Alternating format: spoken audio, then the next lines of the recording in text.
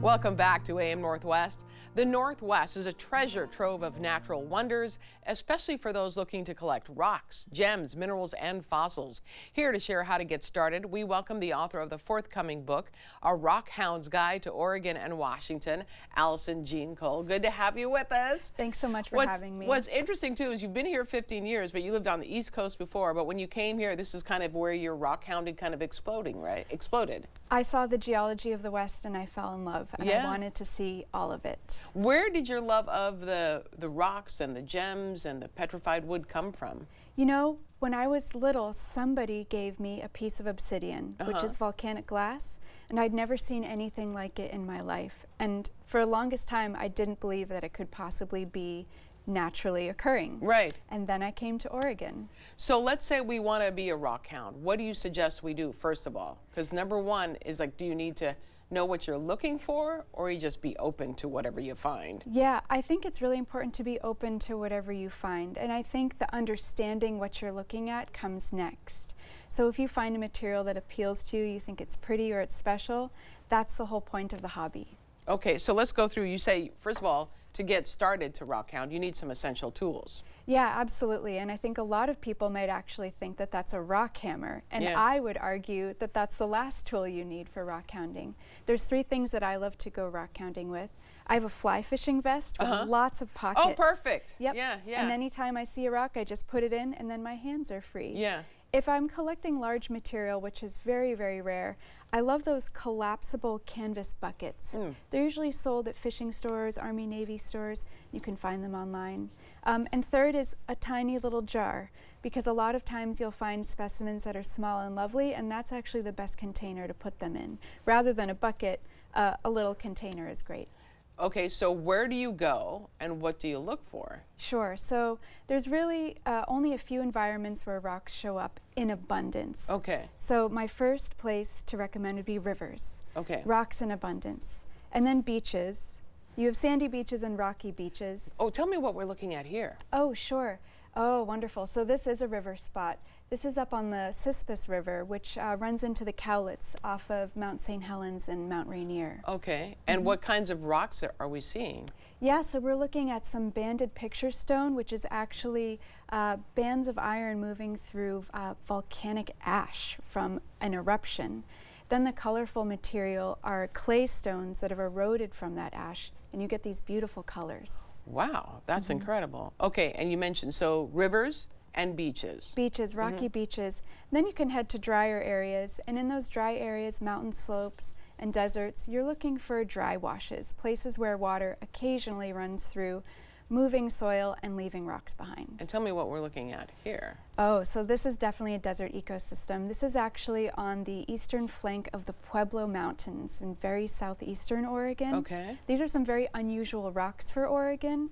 These are about 200 to 170 million-year-old rocks. You're kidding me. Yeah, they're really ancient volcanic material. Okay, give me some do's and don'ts. Absolutely. The first is know what kind of land you're on and if you're allowed to collect there. So private property is always a no unless you have permission. Right. And public land is a yes or no situation, and it's on you to look up the rules. So I really recommend people pick up a copy of my book. Yes. I've worked really hard to clarify all of those rules in the book and give a good description of not only can you collect here, but how much can you collect. I was going to ask you, how much do you decide to take home? Let's say you see like a great number of rocks. Do you grab them all, or just, I mean, think about what you need to leave behind for others? Yeah, so this is something I talk about a lot with people is, are you going to do something meaningful with it? Right. Will you gift it or display it? And if the answer is yes, absolutely, collect it. If the answer is no, leave it. If the answer is maybe, also leave it. If this rock is destined to live the rest of its life in a bucket in your garage, you have failed the rock. Yeah, don't. What do you do with the rocks that you collect or gems that you collect, and which one do you prefer? Yeah, absolutely. So my primary way into this hobby was as a jeweler. I loved cutting rocks for jewelry. So I also work as a lapidary artist. So I'm very selective about what I take, and I tend to take smaller rocks, like lemon-sized or smaller, and I look for rocks that are actually somewhat soft. In the Northwest, everyone loves really hard materials like agate and jasper. I find those challenging to work with, so I love quartzites and sandstones and mudstones.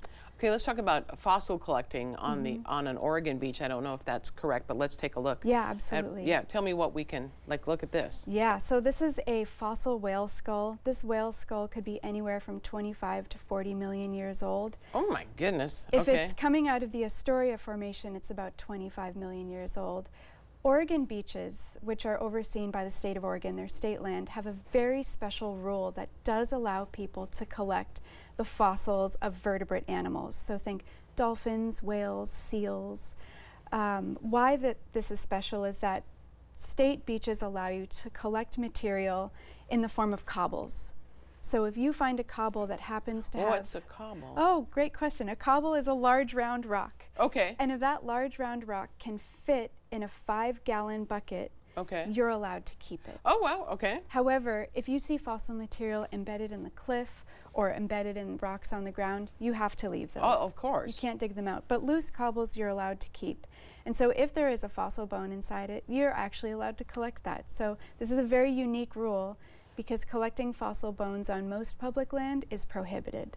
Oh, interesting. Okay. Oh my gosh. So best place would you suggest for a beginner to go? You mentioned any nearby river or any nearby beach. Absolutely, but always make sure that those rivers and beaches Check it out first. are on public land. And in the state of Oregon, you can't collect in rivers in Oregon state forests. However, you can collect in rivers in national forests, Bureau of Land Management land, federally owned public lands. And national parks is the same? Yeah, so national parks are actually off limits to rock collecting. Okay. So as you can see, it starts to get complicated. Yeah, it does. Where you can and where you can't. And this is the value of guidebooks. Yeah, and absolutely. A good guidebook will help you navigate all of those rules. And also, your book also helps you appreciate what's out there that you didn't know existed. Yeah, and there's some incredible rocks out there. Exactly. Yeah.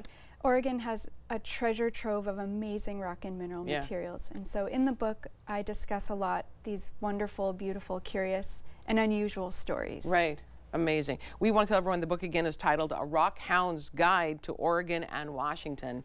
Alison Jean Cole, thank you so much. Thank you so much for having me. You bet. All right, we'll be right back with more AM Northwest. Don't go away.